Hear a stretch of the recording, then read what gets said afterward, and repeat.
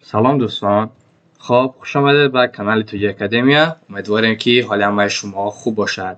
خب دوستان، در این درس ما تصمیم گرفتیم که 50 تا فعل زبانی روسی را به شما درس دهیم که 50 تا فعل بسیار لازم است. خب دوستان، این بسیاری از ابونتشان از ما درخواست میکردن که یعنی لغت ویدیو کنیم و ما تصمیم گرفتیم که 400 تا لغت زبانی روسی کنیم، تنها فعل هایشان رو، یعنی فعل ها چیکار میکنن، چیکار کردن، تماشا کردن و غیره، یعنی فعل رو. و در آینده با این فعل ها نصیب باشد ما جمله ها میسازیم و خیلی هم دانش زبان روسی ما خوب میشود. خب دوستان، بیایید اکنون شروع میکنیم. بیت، بیت، بودن، بیت. сказать، сказать، گفتن، نقل کردن. говорить، говорить، حرف زدن، گفتن. знать، знать، دانستن. стать، стать، شدن، تبدیل شدن.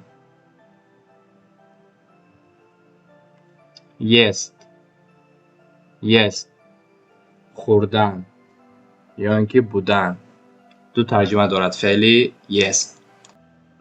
хотеть، хотеть، خواستن، خواستن. видеть، видеть، دیدن. идти، идти، رفتن یا اینکه آمدن. و ایتی یعنی به یک طرف رفتن را می شود، یا اینکه به یک طرف رفتن یا که به یک طرف آمدن. ایتی.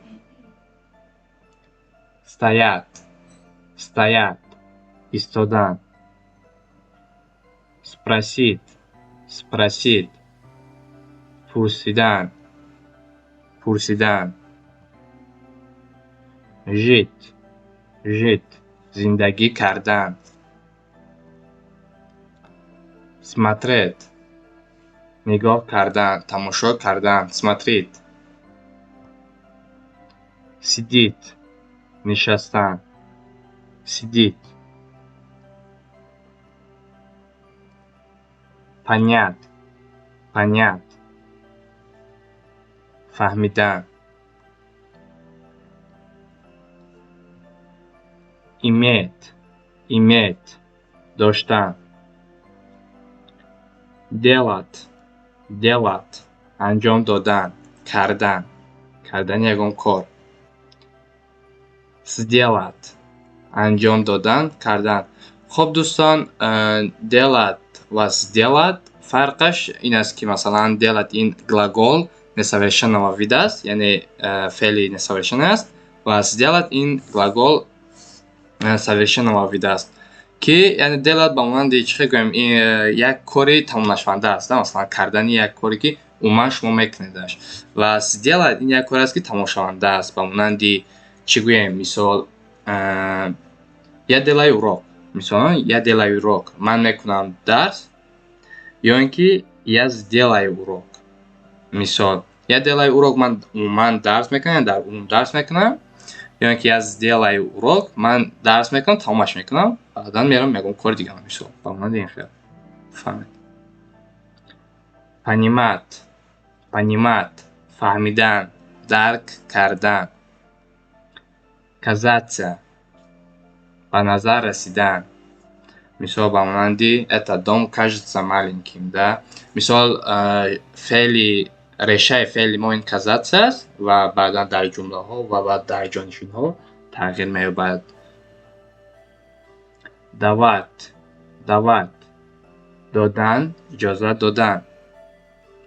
дать، دادن، یگان چیز را دادن. пойти، пойти، رفتن. увидеть، увидеть، دیدن. остаться، ایستادن، остаться. выйти، выйти، برآمدن. работать، کار کردن، работать. любить، دوست داشتن. любить. ответить. جواب دادن. ответить. جواب دادن. думать. думать. فکر کردن. подумать. فکر کردن. خب دوستان думать این فکر کردن میشه، اما подумать رو خیلی فهمید، یعنی با معنی که چقدرتر فکر کردن، عمیق‌تر فکر کردن، یعنی که چند طرفه فکر میکنند، یعنی فکر مهمتر. подумать. значит. به نظر رسیدن، به نظر میرسد. مثال چه بگیم مثلا значит این کارو میکنیم، که میگن در زبان تاجیکی به نظر این کارو کنیم. посмотреть. نگاه کردن. посмотреть. ждать. انتظار شدن. لژات. دراز کشیدن. دراز کشیدن یا اینکه در همون بیمارخانه باشه بعدا میگویی که یا لژو، یا که مثلا در اونجا هم لژات رو استفاده میکنن وقتی بیمار بودنتون. найти. یافتن. найти. یافتن. писать. نویسن. решить. решить. حل کردن.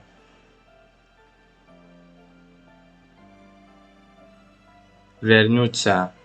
برگشتن. вернуться. برگشتن. считать. считать. حساب کردن یا اینکه در نظر گرفتن.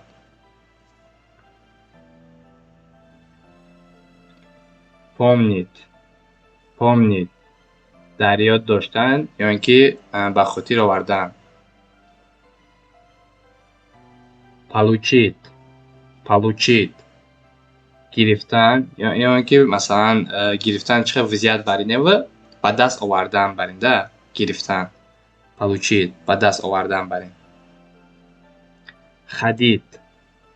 ходить. راه رفتن. چه که ما دوستان ایتی رفتیم یا اینکه رفتن یا اینکه آمدن، ходить راه رفتن، یعنی میتونیم که هم اون طرف رویم یا که این طرف یا که هر طرف رفت آمدن، به هر طرف که خواهیم. бывать. بودن. бывать. прийти. прийти. آمدن. узнать. узнать. دانستن. заметить. آگاه شدن. پی بردن. заметить. уйти. уйти. رفتن. слышать. слышать. شنیدن، یعنی یگام آواز را شنیدن.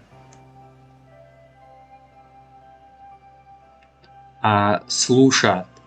слушать.